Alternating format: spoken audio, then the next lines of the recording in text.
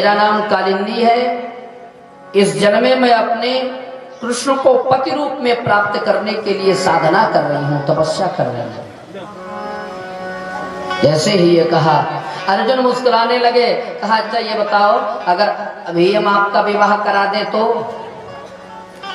कालिंदी ने कहा इससे बढ़िया क्या हो सकता है, साधना फलवती हो जाएगी। अर्जुन कालिंदी मैया को लेकर के भगवान के पास जाते हैं और वहीं गांधर्व विधि से विवाह संपन्न होता है। इसके बाद भगवान का विवाह मित्रवृंदा के साथ, लक्ष्मणा के साथ, सत्या के साथ और भद्रा के साथ, ये 8 भगवान की पटरानियां हैं। एक दिन की बात है, प्राग ज्योतिषपुर से एक पत्र आता है, वहां के कारागार से। उस पत्र में लिखा है, हे गोविंद, इस प्राग ज्योतिषपुर नरेश भौमासुर के कारागार में 16,100 कन्याएं बंद हैं। मेरा आपसे निवेदन है कि आप हम सभी को मुक्त कराएं, क्योंकि इसने संकल्प लिया है कि जब 1 लाख कन्याएं हो जाएंगी उस समय मैं एक ही मंडप में एक साथ उन कन्याओं के साथ विवाह करूंगा। भगवान कहते हैं कोई बात नहीं, चिंता मत करो, हम तो दीनों के दुखों को दूर करने के लिए ही अवतरित हुए। विप्रधेन सुर संदहित लीन मनुजय अवतार। भगवान विप्रधेन सुर संत, इन सबके लिए भगवान अवतरित होते हैं। श्री सुखदेव जी कह रहे हैं, परीक्षित, आज भगवान श्री श्याम सुंदर ने सत्यभामा को साथ में लिया, प्राग ज्योतिषपुर पहुंचते हैं और इस प्राग ज्योतिषपुर नरेश ने अपनी सुरक्षा के लिए कई कवच बनाए हैं। याद रखिए, जीवन में हम चाहें जितने अपने कवच बनाएं, लेकिन मृत्यु तो शाश्वत है इस धराधाम की।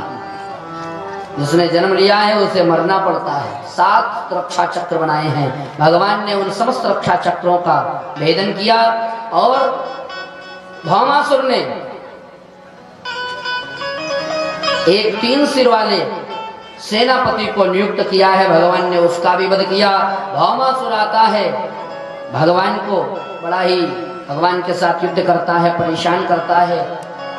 एक बार क्या हुआ कि भौमासुर ने शक्ति चलाई, उस शक्ति से भगवान के सारंग की प्रत्यंचा कट गई। तो जब तक भगवान प्रत्यंचा चढ़ाते चढ़ाते तब तक उसने दूसरा बाण चढ़ा दिया। सत्यभामा भी बड़ी वीरांगना थी, उन्होंने उस बाण को समाप्त किया और क्रोध में आकर के कह दिया, प्रभु अब इसका वध कर दीजिए। भगवान ने भौमासुर का सिर धड़ से अलग कर दिया। आप लोग कहोगे महाराज ये भगवान सत्यभामा के आदेश की प्रतीक्षा क्यों कर रहे थे? जिस समय भगवान ने 12 का अवतार धारण किया, 12 भगवान बने, धरी बराह बपु एक निपाता। जब भगवान 12 अवतार में आए तो मैया पृथ्वी को हिरण्याक्ष की कैद से मुक्त कराया। उस समय मैया पृथ्वी 12 भगवान को देख करके उन पर मंत्रमुग्ध हो जाती हैं। 12 भगवान और पृथ्वी का ये पुत्र है भौमासुर। मैया पृथ्वी ने निवेदन किया, प्रभु मेरे पुत्र को मत मारना कभी आप। भगवान ने कहा, सुनो, जब तक आप कहोगी नहीं तब तक हम मारेंगे नहीं। और ये जो सत्यभामा है ये पृथ्वी की स्वरूपा है। मैया पृथ्वी सत्यभामा के रूप में भगवान द्वारिकाधीश की धर्मपत्नी बनी है। तो आप जैसे ही कहा, प्रभु आप इसको मार दीजिए, भगवान ने कहा हम तो यही प्रतीक्षा कर रहे थे। भगवान ने भौमासुर का प्राणांत कर दिया। 16,100 कन्याओं को मुक्त कराया। अब 16,100 कन्याएं निवेदन कर रही हैं, प्रभु हम कहाँ जाएं? भगवान ने पालकियां मंगवाई और उन पालकियों पर बिठा करके उन कन्याओं को द्वारिका की ओर भेज दिया और आदेश दिया कि हमारे विवाह की तैयारी करी जाए, एक ही मुहूर्त में, एक ही लगन में, और 16,100 कन्याओं के साथ हम द्वारिका में विवाह करेंगे। भगवान के मन में विकार बिल्कुल नहीं है। भगवान ने विचार किया ये अच्छे खानदान की कन्याएं हैं, सब चरित्रवती कन्याएं हैं, और इसने अपने साथ विवाह करने के लिए इन्हें कैद कर रखा है। जब ये अपने घर में जाएंगी तो कोई अच्छे खानदान का राजकुमार इनके साथ विवाह नहीं करेगा। तब इनके सामने दो मार्ग हो जाएंगे, या तो यह वेश्यावृत्ति प्रारंभ कर देंगी और या तो ये आत्महत्या कर लेंगे। भगवान ने 16,100 विवाह करके समाज को वर्ण संकर होने से बचाया। भगवान ने 16,108 विवाह किए। ये तो भौतिक भाव है, लेकिन आध्यात्मिक भाव क्या है? आध्यात्मिक भाव का मतलब है जो भगवान की 8 पटरानियां हैं वो अष्टधा प्रकृति की स्वरूपा है। सांख्य दर्शन में ये आता है कि भगवान के द्वारा बनाई हुई प्रकृति इस जीवात्मा को दिखाई क्यों नहीं देती। तो कपिल ऋषि सांख्य दर्शन में हमें बताते हैं प्रकृति क्यों नहीं दिखाई देती। उन्होंने कहा अति सूक्ष्म्यात्, प्रकृति अति सूक्ष्म है। कितनी सूक्ष्म है? जैसे जब आप सर्दी के दिनों में, ध्यान याद रखिए, सुनिए जरा, दिमाग लगाइए, बातों में इधर उधर मत होइए। ये भी मत सोचिए कि वो प्रबंधक जी ने इतनी अच्छी व्यवस्था करी है। व्यवस्थाओं की ओर बाद में जाइएगा, पहले बात सुन लीजिए मैं क्या कह रहा हूँ।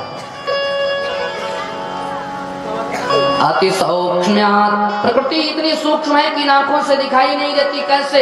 जैसे सर्दी के दिनों में जब हम देखते हैं किसी खिड़की के पास बैठते हैं और सूर्य का प्रकाश आता है, उस सूर्य के प्रकाश में छोटे छोटे कण हमें उड़ते हुए दिखाई देते हैं। बोलो देखा किसी ने कि नहीं देखा? जिन्होंने न देखा हो वो घर जा करके देखें, सर्दी चल रही है और बाद में बात करें।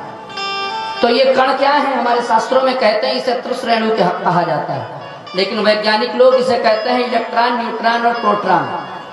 तो ये त्रिश्रेणु हमारे अनादिकाल से चला आ रहा है। हमारे ऋषि महर्षि सांख्य दर्शन में महर्षि कपिल पहले लिख करके गए हैं।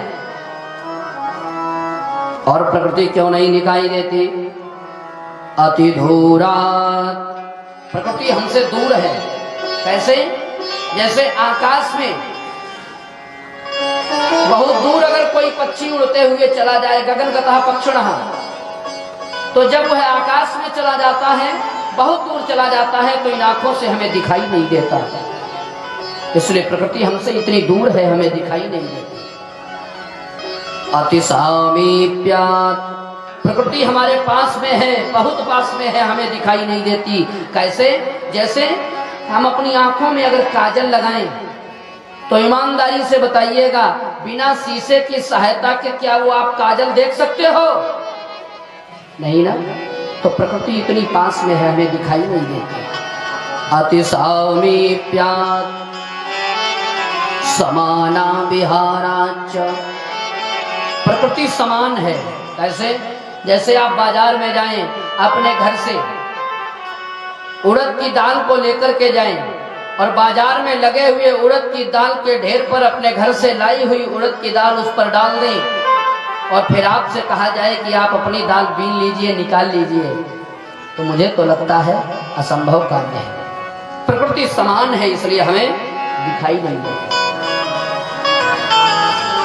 ये सांख्य दर्शन में भगवान कपिल पहले लिख करके गए। हम लोगों ने बस उसका नाम बदल दिया। सब कुछ पहले जैसा तो है। विज्ञान आज क्या बढ़ा है? विज्ञान बहुत पहले से था, हम अभी भी बहुत पीछे हैं पहले के विज्ञान से, बहुत पीछे। लेकिन याद रखिए, जीवन में केवल विज्ञान को अपनाओगे तो कल्याण नहीं होगा। विज्ञान और अध्यात्म दोनों को अपनाइए, कल्याण हो जाएगा। और मैं आप लोगों को धार्मिक बनाने नहीं आया हूं, क्योंकि आप सब धार्मिक हो,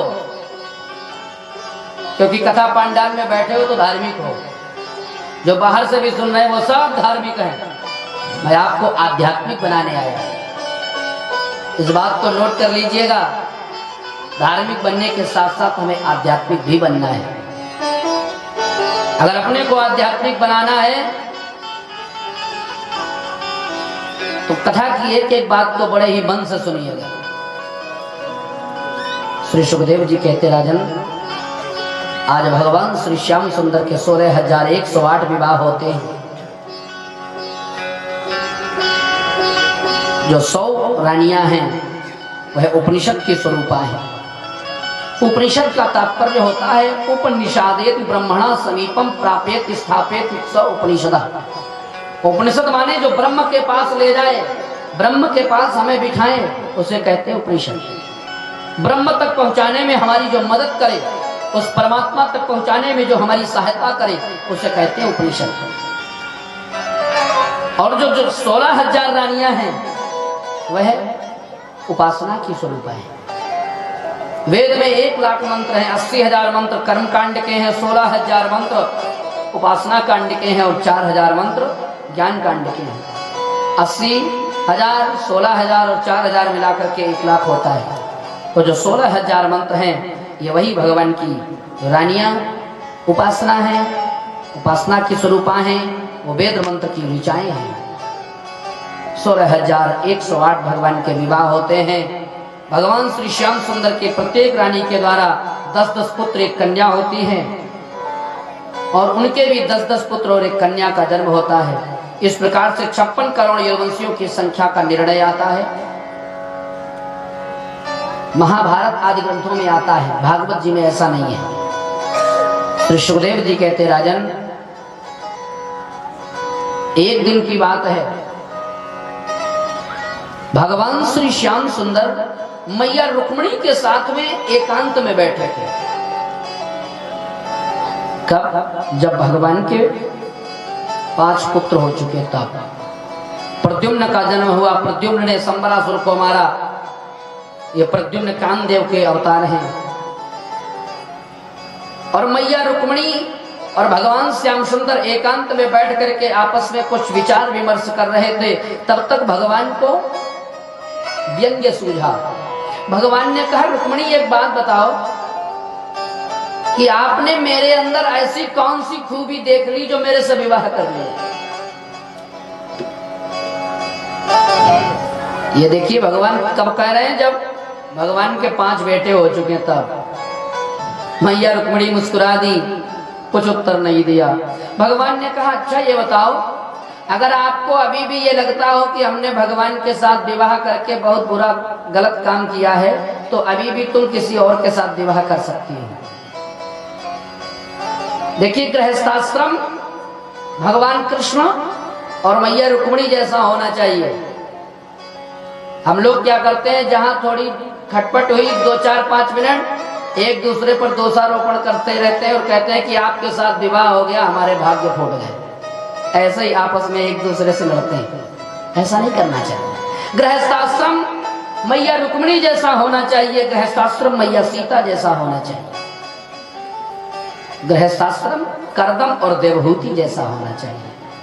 कर्दम माने जो अपनी इंद्रियों का दमन करे वो है कर्दम, और देवहूति माने देवम आहूयति देवहूति, जो भगवान को बुलाने की क्षमता रखती है, पावर रखती है, जो भगवान को बुलाने में समर्थ है, भगवान को बुलाती है, वह है देवहूति। याद रखिए, जीवन में जब हम कर्दम और देवहूति बनेंगे तभी हमारे घर में कपिल भगवान का अवतार होगा। कपिल जैसा बेटा आएगा। हम चाहते तो हैं कि हमारा बेटा कपिल बने, ध्रुव बने, लेकिन कभी विचार किया कि हम उत्तानपाद बने, हम सुनीति बने, हम कर्दम बने और देवहूति बने? इसलिए स्वयं पर नियंत्रण, स्वयं अनुशासन युक्त जीवन जिए। भगवान श्री सुखदेव जी महाराज कहते हैं, भगवान ने आज मैया रुक्मिणी से व्यंग्य में कहा कि ना तो मैं ज्यादा पढ़ा लिखा हूं, ना तो मैं रुपए पैसे में बहुत धनवान हूं, ना ही मैं सुंदर हूं और ना वीर हूं। कैसे? कहा, वीर इसलिए नहीं हूं क्योंकि देखो जरासंध से डर करके मैं समुद्र के बीच में आकर के छिप गया। इस गुजरात में द्वारिका में मैं रहता हूं। रुक्मिणी अगर तुम्हारी इच्छा हो तो बताओ, हम शिशुपाल से बात करें, वो हमारी बुआ का बेटा है, तो उसके साथ हम आपका विवाह कर देंगे, चिंता मत करो। मैया रुक्मिणी ने जैसे सुना कि भगवान ये कह रहे हैं कि शिशुपाल के साथ विवाह कर लो, तो मैया रुक्मिणी की आंखों से आंसू बहने लगे, वह मूर्छित हो जाती है। मूर्छित क्यों हुई? मूर्छित इसलिए हुई, जैसे ही सुना, भगवान अभी तक जो कह रहे थे मैया रुक्मिणी सुनती जाती थी, इधर से सुनती इधर से निकालती, लेकिन जैसे सुना कि ये कह रहे हैं कि शिशुपाल के साथ विवाह कर लो, रुक्मिणी मैया ने सोचा कहीं गोविंद मेरा परित्याग न कर दें, इसलिए व्याकुल हो जाती है। हम भी रुक्मिणी की तरीके से हमारे अंदर आकुलता होनी चाहिए भगवान को पकड़ने के लिए, भगवान को अपना बनाने के लिए। यह हमारी विडंबना है कि हम भगवान के साथ कोई संबंध स्थापित नहीं कर पाते। सबरी से भगवान कहते हैं, कह रघुपति सुनो भामिनी